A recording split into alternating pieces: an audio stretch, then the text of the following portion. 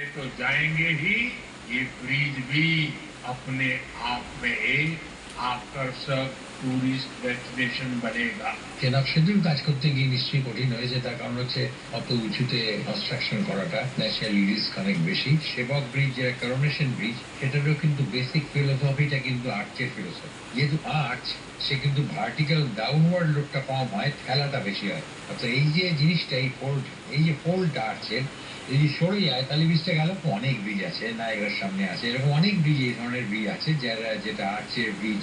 আর্চের উপর দাঁড়িয়ে আছে সিডনি হারবার ব্রিজ। আর্চের ব্যাপারটা হচ্ছে যত বড় স্প্যান হবে তাতে আর্চ সুবিধে। যদি আমি স্ট্রেট ব্রিজ করি তাতে অসুবিধা অনেক বেশি, ভেতরে পিলার দিতে হবে। এদিন বিশ্বের সর্বোচ্চ ঝুলন্ত ব্রিজের উদ্বোধন করেন প্রধানমন্ত্রী। জম্মুর রিয়াসির এই ব্রিজও এক বিস্ময়। হাতের উপরে আঞ্জি ব্রিজ। রেলের দাবি এই ব্রিজেও ঘন্টায় 100 কিলোমিটার গতিবেগে ট্রেন ছুটতে পারবে। ওপর দিয়ে গাড়ি চললে তার একটা হাওয়া লাগে, সেই গাড়ি যে চলবে বা ট্রেন চলবে যাই চলুক, তাতে যে হাওয়াটা লাগে সেটাও কিন্তু ব্রিজের মধ্যে দিয়েই সে ট্রান্সফার করতে চায়, ব্রিজের পিলার দিয়ে বা ফাউন্ডেশন দিয়ে। 100 কিলোমিটার কি, এখন আমরা স্টিল ব্রিজ ডিজাইন করছি 160 করে, এটাও 160ই চলবে কিছুদিন পরে, অসুবিধা কি?